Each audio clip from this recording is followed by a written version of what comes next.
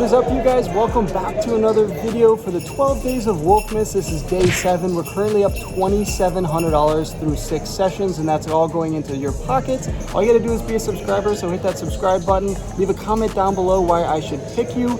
Currently, we are here in Dallas. Yes, I flew all the way out to Dallas to make a few episodes for the 12 days of Wolfmas. We're at Poker House. I'm into the 1-2 game for $500. So wish me some run good, because it could go straight into your pocket. Merry Christmas, all of you guys. Happy holidays. And let's get right into the hands. Let's go!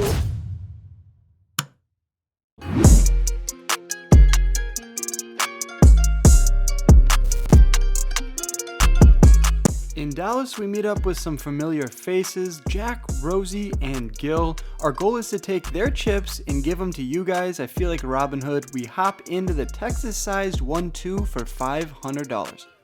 All right, first hand of the night, you pansies. We look down at King 9 offsuit from the low jack. Hold up, I don't know why I just called you guys out there. I love you guys. If you want to drop a subscribe, please do that right now. But yeah, we raise it up to $20 and the small blind 3-bet jams for $65. When the action comes back around to me, we need to consider there were 2 other players that called in between me and the small blind. So King 9 offsuit probably isn't a call. It most likely is a fold, but we're going to set the tone early here at Poker House. Going to show them how we play, and I decide to 4-bet raise it to $170. Both the other players get out of the way. We confidently turn over our king high, and we're off to a run out. Unfortunately, we don't get to see what the other player has, but the flop gives us a pair. Turn comes the jack, followed by the 3 of clubs. And just like that, it looks like we're felting an opponent. He turns over a 10 of spades, followed by the 9 of clubs. So yeah, we have 9s and queens with the king kicker and taking down that $172 pot. No complaints from me. We're looking down at the next hand, pocket 3s from the hijack. Low jack opens it up to $20. I decide to put in the call, and Gil on the button puts in the call as well. We're going 3 ways to the flop with 2 other players. And the flop is gravy for us. It comes 10-7-3, bang, we flop bottom set. Low jack checks it over to me, and I decide to bet out for $30. A lot of hands we can get value from here, such as any 10. We can also get value from 8-9, or random hands like king queen of spades or clubs. Just a lot of possibilities, and people are sticky here in Texas, so I'm going to start piling in money now. Gil gets out of the way. He's a smart player, but the low jack puts in the call. Not saying he's not a smart player, but Gil's probably just a little bit smarter, and we're off to the turn, which comes as 7 of spades, pairing the board, giving me a boat. When the low jack checks it over to me, we're hoping and praying he has a made hand, maybe a hand like ace-7, ace-10, or maybe 2 spades in it, and we'd love to see another spade on the river. When he checks it over to me, there's $123 in the middle, and I decide to bet out for $40. I'm betting small here to get value from all those types of hands and keep his spade draws in. I'm also betting small to set up a river shove, so when he puts in the call, we're off to the river. The river now comes the 5 of clubs, and the opponent checks it over to me once again. I bet small on the turn to set up a river shove. It's around $101 left into the $200 pot. It'd be pretty hard for him to fold any overpair, any 7, or any 10. So when I rip it all in and he calls me, we're expecting to be good. I turn over my boat, but it looks like my boat has a leak in it when he turns over my favorite hand, pocket 7s, and he has quads. Wow! How did he have quads on that board? What a nice guy, though. He's going to ship down that pot, but I know you guys aren't stoked. He's taking that $405 away from you guys. Oh my God! That means I'm going to have to top up here. I pull out another Benjamin to top up to the $500, exchanging that for 4 green chips, and we're going into battle in this next hand. We look down at ace-10 offsuit from the big blind. The button straddle is on under the gun, who goes by Eric. He raises it up to $20, and the hijack and small blind both put in the call. When the action's back over to me, probably should just be 3-bet or folding this, but it's a splashy game. I'm going to play this type of hand, and I put in the $20, bringing in the button as well. We are going multi-wade to the flop. The flop comes ace-7-4 rainbow, giving me top pair with a 10 kicker. Pretty great flop for me, and the action checks to under the gun, who bets out for $35. None of us believe Eric in this spot. We all put in the call. I could go for a check raise, although I'm not really too sure what hands I'm getting value from. Maybe like 5-6, or maybe just some random flush draws. So I just decided to put in the call, and that brings us off to the turn. The turn comes a deuce of clubs, which really shouldn't improve anybody unless they had like 3-5 specifically. The action checks over to Eric once again in the under the gun position, and now he bets out a little bit larger for $130. I'm debating putting in the call here. I'm probably going to do so if it comes around to me. Although it is pretty strong, he's bet multi-way on 2 streets. So maybe I would actually find a fold in this spot. But that's neither here nor there when another player on the button decides to raise it up to $325. And that pretty much signals the end of me in this hand. I'm going to have to fold my hand and let these 2 giants battle it out.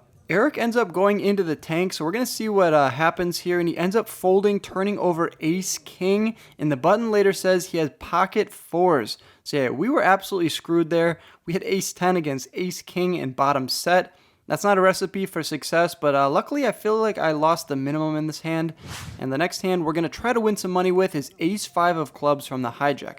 When the action comes around to me, I'm going to start off with a raise to $20, and we're going to get 3 callers, leading us 4 ways to a flop of Jack-9-3 Rainbow. Not exactly the best board. I'm wondering why I put this hand in the vlog, but the action checks around, giving me the ace of spades on the turn, giving me top pair. So of course we're going to fire out into the field for $35, and everyone folds. So yeah, that's how poker goes sometimes. You miss the flop, you make the turn, you bet, everyone folds, but in the end of the day, if more chips are coming your way, that's the only thing you can ask for.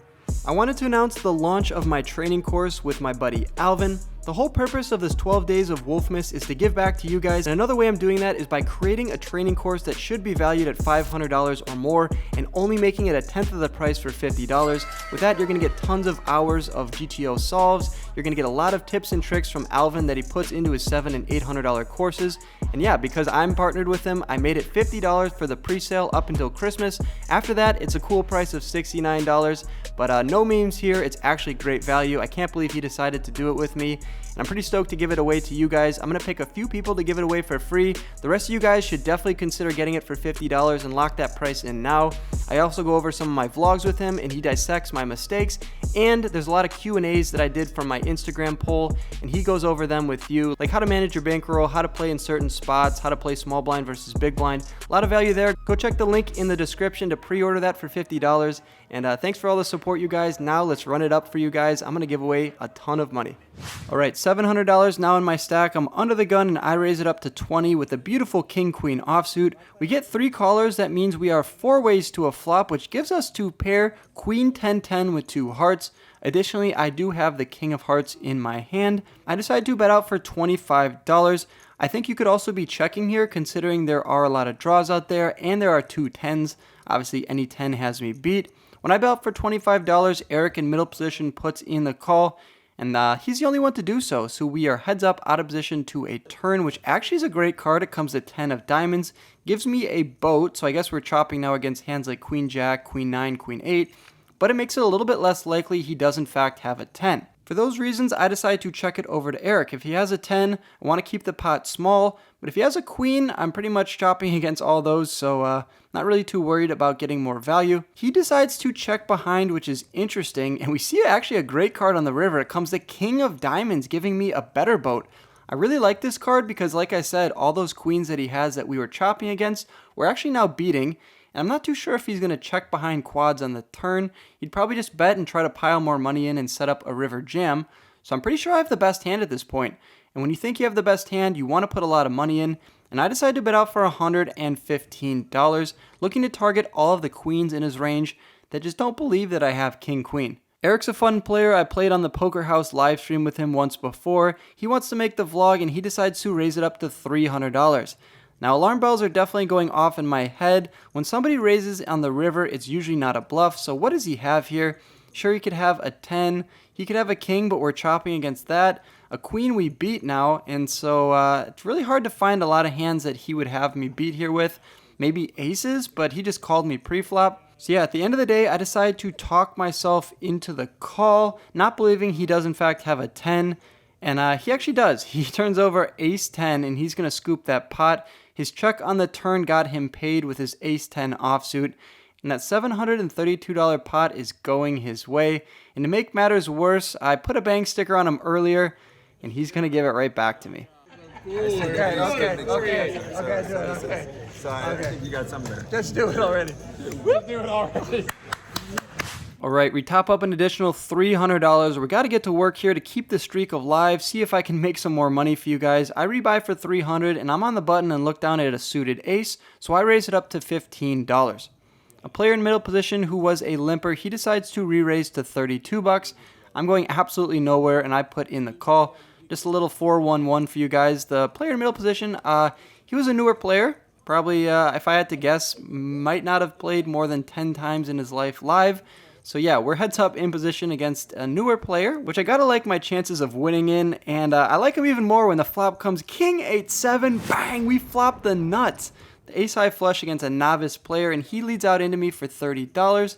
I'm not going anywhere, I'm not going to be raising and letting him get off easy. I decide just to put in the call on the flop, and that leads us heads up to the turn. The turn card comes another red card, but it's a jack of diamonds. Really shouldn't be a scare card for him if he had a hand like ace king, king queen. King jack would be a great hand for him to have, and he decides to bet out for a third the size of the pot for $40.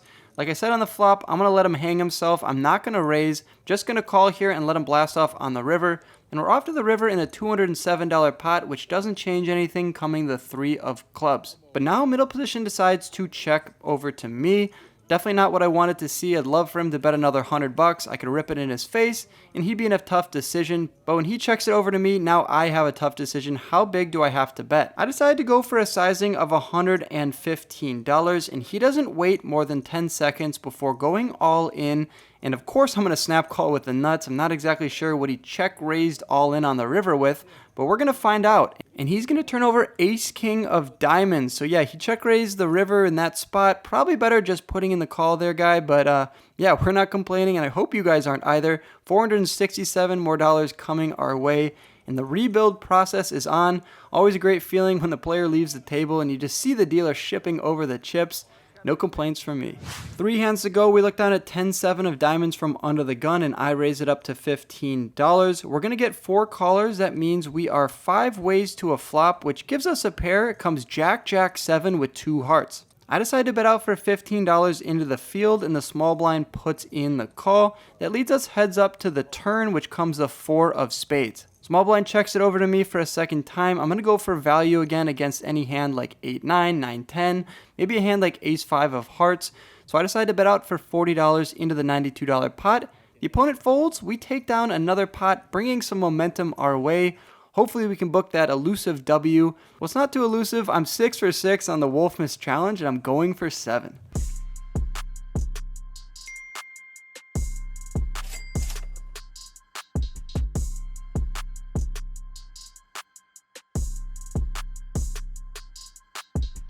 Two hands to go, I look down at Queen Jack of spades from under the gun, and I raise it up to $15. We only get called in one spot before Daniel in the hijack raises it up to $30. I'm not going anywhere. I put in the call, and the low jack who goes by Mark, he puts in the call as well. That means we are 3 ways to a flop. The flop comes 10-6-4 with 1 spade. Not the best board in the world for me, but I have some backdoor ideas. Any 9 or king would give me an open-ended straight draw. Any spade on the turn would give me that elusive flush draw. So I'm first to act, I check, and the action checks around. Bringing in help on the turn, it comes a 10 of spades. It's a pretty good card because I don't think anyone would have 6s or 4s and check on the flop. So if they had a strong hand, it would have to be a 10. 3 10s is going to be a pretty hard hand to get away from if I did in fact have a flush. So I'm hoping I can make it on the river, and I decide to lead out into the field for $50. If they don't have a 10, they pretty much just have to fold. So when we get called by Mark in the low jack, alarm bells are going off in my head.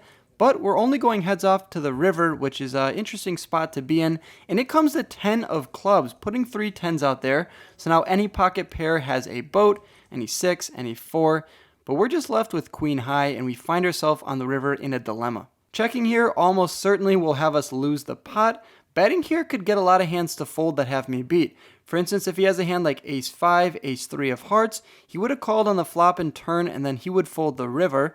If he also had a hand like pocket 7s, pocket 8s, pocket 5s, we could also get that hand to fold. So I like a bet here to get those hands to fold. You don't need to bet too big to get that result, and I decide that $75 is the right price to do so. Unfortunately though, Mark doesn't think too long before putting in the call. I turn over my queen high, and he turns over the Cowboys. I forgot I was in Texas, But interesting that he just decides to play it passively pre-flop, and he's going to win that $343 pot with a hand that I never expected him to have. All right, the hand of the night, and go figure, it's the last one. I looked down from the hijack at pocket aces. If anything's going to turn this session around and get us into the Profitville, we need to have pocket aces, and they're going to work hard for us. Jack from under the gun raises it up to $25. Now, a standard raise in this game is anywhere from 15 to 20, so when he makes it 25, I'm pretty much putting him on a great hand. Ace-king suited, king-queen suited, pocket jacks, pocket queens, pocket kings. So yeah, I'm already ahead of all of that range. Obviously, I have the best hand in poker. So when he makes it 25 under the gun, I'm not afraid to put in the 3-bet to 75, trying to target all those hands, and hopefully he goes for a 4-bet and I could rip it all in. When the action folds back around to him, he probably knows I'm strong here, and he just puts in the additional $50. That's a call, and we are off to the flop. The flop comes monotone hearts, 10-8-5, and we do in fact have the ace of hearts in my hand. When Jack checks over to me, I have a decision between betting and checking. Checking here would allow all of his worst hands to catch up, while betting here would allow me to get more value, and if he puts in the raise, I'm not scared about that at all. I have the ace of hearts in my back pocket. So that's what I decided to do. I bet out for a third of the size of the pot for $50. Like I said, if we get raised, we're not really in a tough spot because we do in fact have the ace of hearts. So he decides to do that. The check raised to $100, the min raise. So did he flop the flush already? Does he have a set of tens? Or is he just doing something crazy with pocket kings with the king of hearts? I guess we'll never know unless we decide to put in the call, which is what I decided to do. 2 more green chips going into the middle. The turn now comes the 7 of spades. Really shouldn't change anything. Either he has one of those types of hands, pocket 10s having a speed, or he has pocket kings with the king of hearts, and he bets small again, this time for $75. And now I'm into the tank debating whether I should rip my entire stack in, or if I should just put in the call for 75 and proceed accordingly on the river. At the end of the day, I decide just to put in the $75 and see what happens on the river. I wouldn't blame any of you guys for ripping it all in on the turn. And we see a great card on the river. It comes a 7 of hearts. If we were behind a flopped flush, we now improved, but like I said, if we would have ripped the turn, the 7 of hearts wouldn't have been a scare card for him, but now it could be if he had like king queen of hearts, king jack of hearts. So yeah, he decides though to keep up the betting and bets out for $75. Kind of feels like a blocker bet, and although the board is paired, I still got to go for more value, so I decide to raise him small for $200. I could be shipping my entire stack in, but I think that's a little aggressive and might get a lot of worse flushes to fold, so I decide to re-raise small for $200. He goes into the tank for around 45 seconds before ultimately putting in the call. He doesn't look stoked to do so, and I don't blame him. I turn over the ace of hearts. That's good enough to win this $900 pot. And he flicks his cards, tosses them into the muck. That's the last time he'll see whatever hand he had. He later told me he did in fact have a king high flush, so I might have been able to get more value, definitely if I would have shoved on the turn. Sorry to take your chips, Jack, but these are going straight to the subscribers. I know you can appreciate that. And with that last hand in the books, we're going to book our profit, the 7th straight profit. It's a miracle. Because I offered to give all the money away, I'm running like absolute God. We rack up our chips and head over to the cage, exchanging them for some cold, hard cash. Dang! That's cool. It's gonna be there for a long time now. I'm gonna put mine on my cold.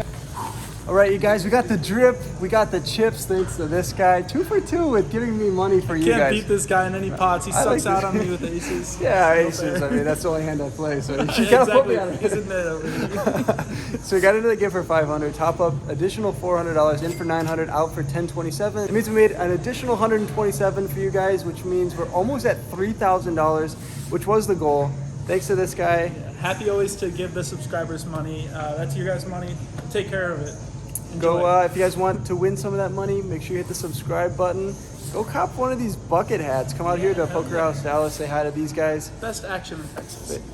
As always, good luck on the felt, you guys, and I'll catch you guys in the next video. Peace. Thanks for watching to the end of my video. Click my head below to subscribe and stay in the loop. See you next time.